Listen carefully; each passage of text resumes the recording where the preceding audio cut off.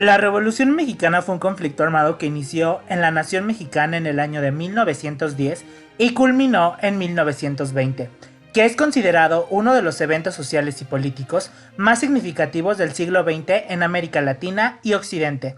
Consistió en un conjunto de insurrecciones armadas opuestas a los sucesivos gobiernos que prosiguieron a la caída de la dictadura de Porfirio Díaz, conocida como el Porfiriato, y que se extendieron hasta la tercera década del siglo XX, cuando se proclamó una Constitución mexicana. Inicialmente, el conflicto enfrentó a las tropas leales al gobierno de Porfirio Díaz contra la insurrección encabezada por Francisco Madero. Esta última vencería en 1910 mediante el llamado Plan de San Luis, avanzando desde San Antonio, Texas. Sin embargo, en 1911 el propio Madero fue electo presidente.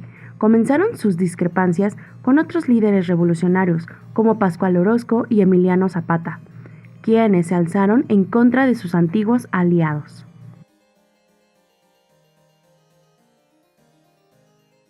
Un conjunto de militares, conocidos como la Decena Trágica y encabezados por Félix Díaz, Bernardo Reyes y Victoriano Huerta, aprovechó el momento para dar un golpe de Estado, asesinar al presidente y al vicepresidente y colocar a Huerta en el poder. Esto, a su vez, desató el alzamiento de otros líderes revolucionarios como Venustiano Carranza o Francisco Pancho Villa, quienes combatieron al gobierno de Huerta hasta 1912, cuando, lejos de alcanzar la paz, se desató una serie de conflictos armados entre las diversas facciones revolucionarias.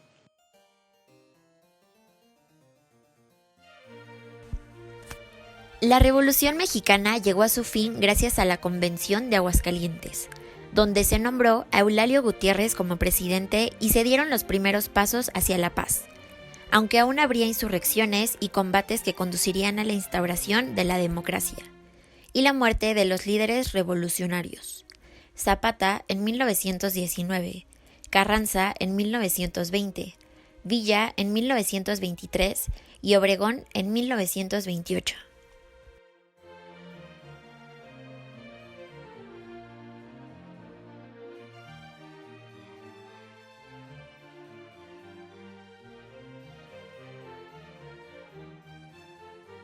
La crisis del Porfiriato. El coronel Porfirio Díaz había gobernado a México durante 34 años, logrando una expansión económica a costa del malestar de las clases más pobres. Esto condujo a una crisis social, política, económica y cultural que, cuando el propio Díaz anunció que se retiraría al terminar su mandato y desencadenó la lucha armada.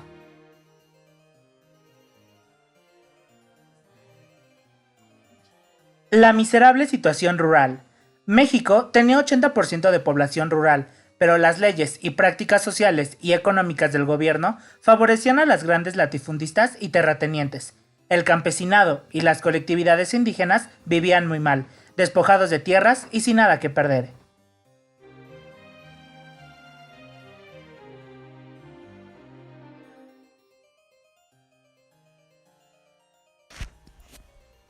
Las campañas de Madero.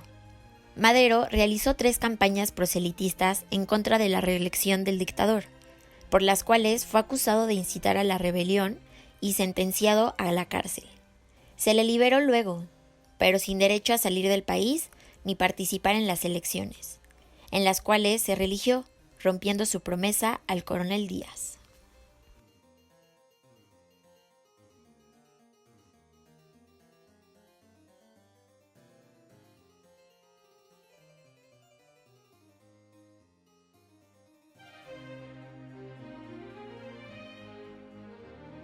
Sin embargo, así como hubo causas, hubo consecuencias. Las que ha dejado son como, por ejemplo, la promulgación de una nueva constitución, el restablecimiento de ciertos derechos laborales, nuevas políticas agrarias, la recuperación de la libertad de culto o, por último, la nacionalización del petróleo. El país se desarrolló a un enorme precio. Los indígenas y los campesinos perdieron sus tierras porque fueron obligados a venderlas para hacerlas productivas. La nueva situación generó en la población un alto grado de insatisfacción, que tuvo como respuesta la represión y la intimidación. Derrocamiento de la dictadura. Porfirio Díaz. La Revolución Mexicana logró derrocar al dictador Porfirio Díaz y acabar con los privilegios creados para su círculo familiar y de amigos. Con la caída del régimen se restableció la democracia y fue posible la creación de nuevas normas enmarcadas en un Estado de Derecho, con pleno respeto por los tres poderes públicos. Sin embargo, a pesar de los avances a nivel político, fue imposible impedir el caos político tras la revolución, producto de intereses de diversos grupos rebeldes.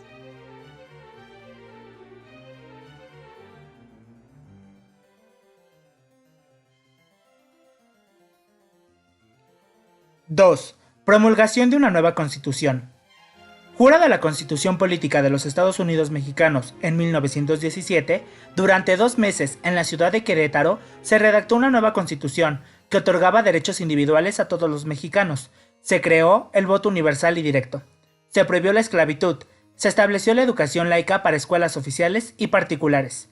Y además, se permitió la creación de un Congreso con 2 cámaras, una de senadores y otra de diputados.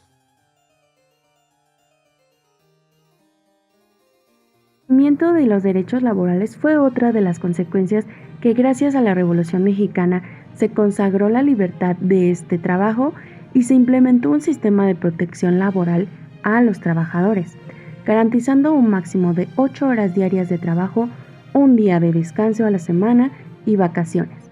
El trabajo de los seres humanos ha sido desde siempre un tema que ha permitido el desarrollo de los más amplios análisis y teorías dirigidas a explicar su trascendencia, no solo individual para quien lo realiza, sino también social para quien se beneficia del mismo.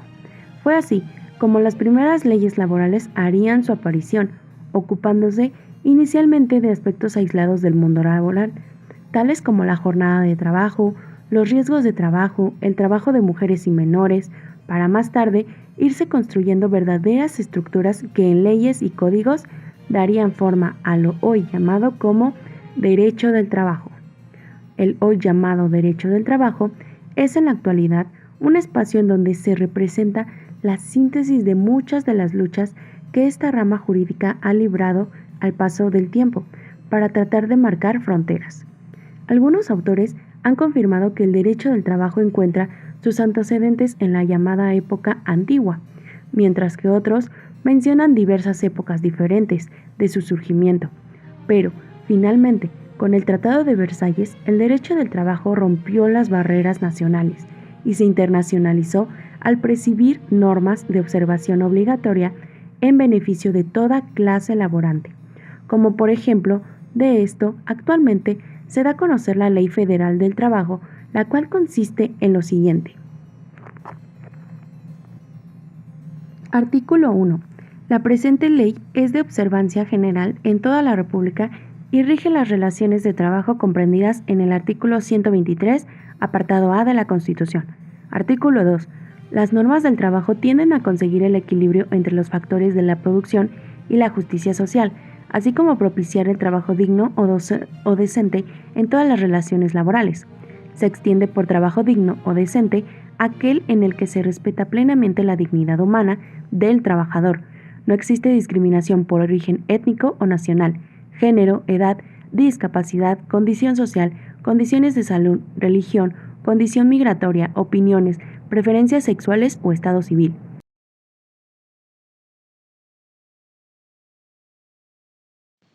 Se creó una ley de reforma agraria. Zapata fue un líder de la revolución del campesinado. En 1910, las tierras mexicanas se concentraban en tan solo un 5% de la población. En el año 1912, algunos jefes militares revolucionarios hicieron los primeros repartos de tierras. 3 años más tarde, las 3 fuerzas revolucionarias más importantes, el constitucionalismo, el villismo y el zapatismo, promulgaron las leyes agrarias.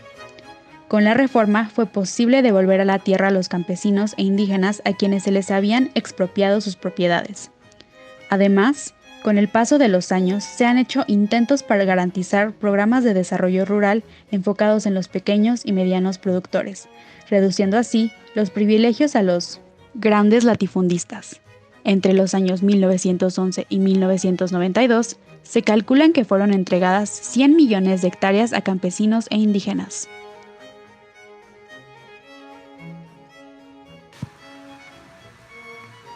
Cambios en la educación.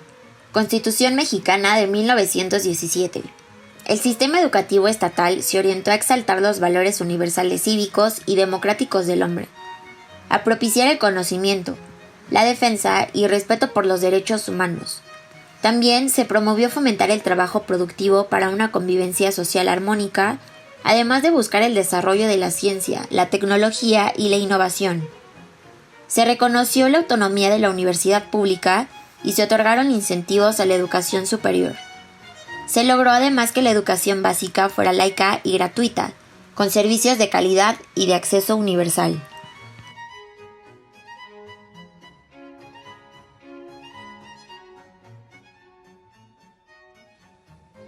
Nacionalización del petróleo. La expropiación petrolera en México fue un acto de nacionalización en la industria petrolera realizado en el año de 1938, como resultado de ejecución de la Ley de Expropiación del año de 1936 y del artículo 27 de la Constitución mexicana, de las campañas que explotaban esos recursos mediante el decreto denunciado el 18 de marzo de 1938 por el presidente Lázaro Cárdenas del Río. Este consistió en la expropiación legal de armas, instalaciones, edificios, refinerías, estaciones de distribución, embarcaciones, oleoductos y cosas de este tipo en general, todos los bienes muebles e inmuebles de la Compañía Mexicana del Petróleo llamada El Águila. La tendencia histórica reciente hace difícil considerar la reversión de la actual trayectoria de los precios del petróleo en este año. Sin embargo, el impacto adverso que esto tendrá para numerosos países, actores públicos y privados para modificar esta protensión para el 2016. Desde junio de 2014 ha estado cayendo los precios de los principales marcadores internacionales del petróleo, factores internacionales, geopolíticos y propios de la especulación financiera dan cuenta de la estrepitosa caída, cuya tendencia histórica reciente nos lleva a considerar difícil la reversión de su actual trayectoria este 2015. Sin embargo, el impacto adverso que esto tendrá para numerosos países, actores públicos y privados para modificar el año próximo 2016 dicha tendencia debido a presiones para hacer viable su proyecto de inversión. A fin de desarrollar esta propuesta, abordaremos elementos propios del mercado como la oferta y demanda petrolera, la cual consideramos estrechamente relacionada con factores geopolíticos explicativos del actual contexto internacional, dejando de lado el análisis del componente financiero, si bien reconocemos su importancia en la caída de los precios de los hidrocarburos. Expropiación de ferrocarriles. Imagen del presidente Lázaro Cárdenas tras la nacionalización de 1937, la revolución dejó en ruinas las redes ferroviarias, creándose el contexto propicio para crear en el año de 1937 la empresa de ferrocarriles nacionales de México, fusionando diferentes capitales, en su mayoría extranjeros, como Ferrocarril Internacional, Interoceánico, Panamericano y el de Veracruz.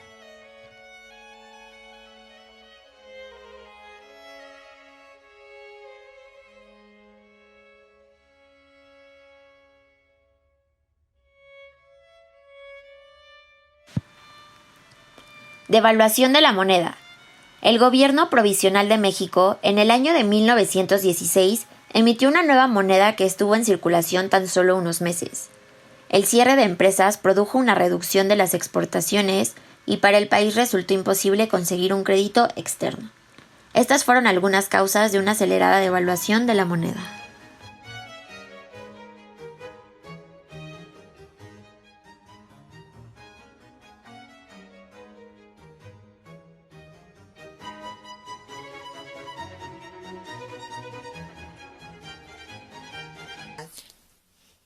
Que cuando ella era chica, pues su madre le platicó que fue soldadera porque anduvieron en la revolución. Mi abuelo fue revolucionario y que se sufría mucho porque padecían de mucha pobreza. Y como andaban de un lugar a otro, pues sufrían aún más. que en ocasiones pues no les alcanzaba el nixtamal, o sea que la masa que ellos tenían con que hacían las tortillas, les revolvían tuna, molían tuna para hacer crecer la masa, para echar sus tortillas. Que en cuestión de la comida, pues que llevaban braseros que por medio de madera los caminaban los braseros prendidos, y ahí llevaban sus ollas donde cocían frijoles o su caldo de res o algo. Y así era como caminaban ellos y llegaban a algún lugar donde ya se colocaban a comer, así, todos ellos, así era como vivían ellos, y hacían sus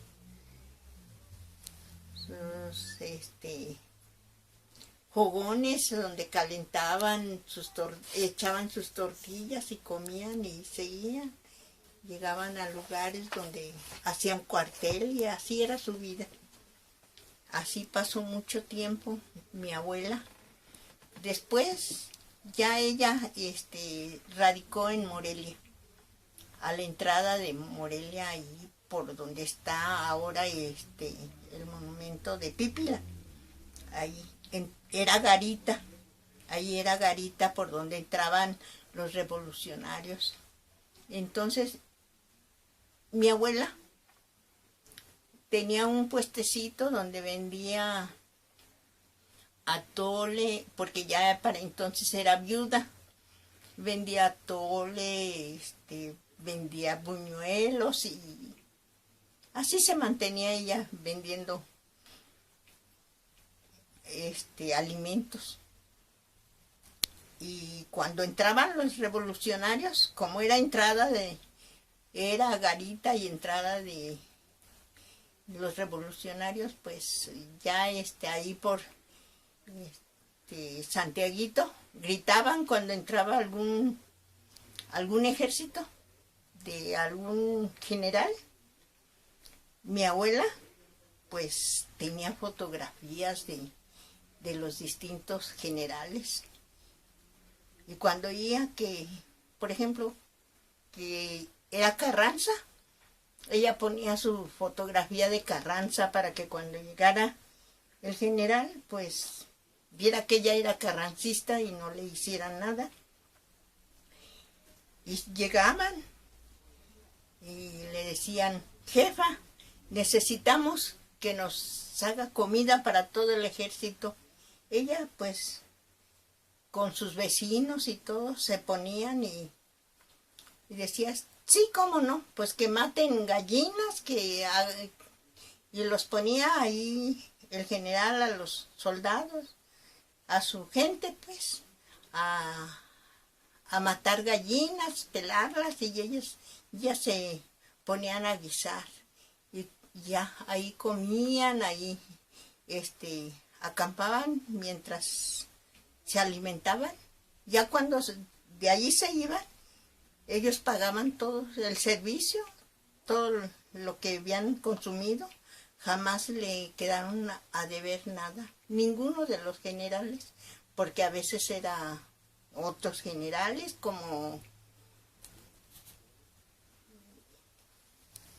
pues ahorita no tengo en la mente quiénes más pasaban, pero pues todos los generales que andaban en la revolución, y que llegaba uno y otro a Morelia, y como era garita, pues ahí llegaban todos. Luego ahí junto a donde estaba mi abuela, pues había un como cuartel donde ellos se acuartelaban, que hoy es una escuela. Y esa escuela se llama Santos de Gollado.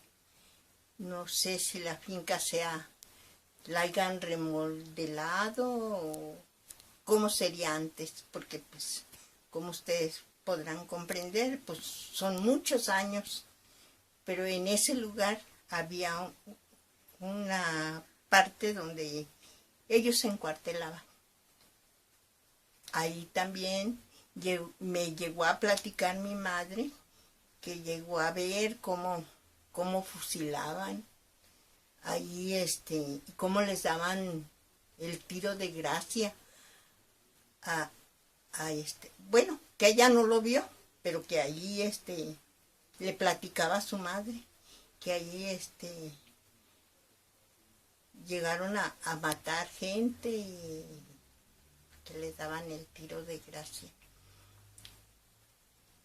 Todas esas cosas y todos esos sufrimientos pasaron toda la gente en aquel tiempo para poder llegar a lo que ahora tenemos, que pues más o menos pues ya no es lo mismo de antes. Ya les digo. Y también pues que ella era jovencita y que me platicaba que los vecinos ahí, mi abuela y todos, hicieron como un túnel, algo así, que porque por ahí pasaba. Ya ven que hay un río, el río que pasa ahí de Santiaguito, pero más para acá, cerca de Pípila, pasaba un como arroyo, un río chiquito, decían ellos, porque pasaba un río más pequeño, y por ahí hicieron ese túnel, y era una caverna que ellos hicieron para salvar a las muchachas. Cuando oían y entraban los revolucionarios, pues ahí las encerraban para evitar que se las llevaran, porque eso sí, si encontraban muchachas, pues se las llevaban. Eso me platicaba ella.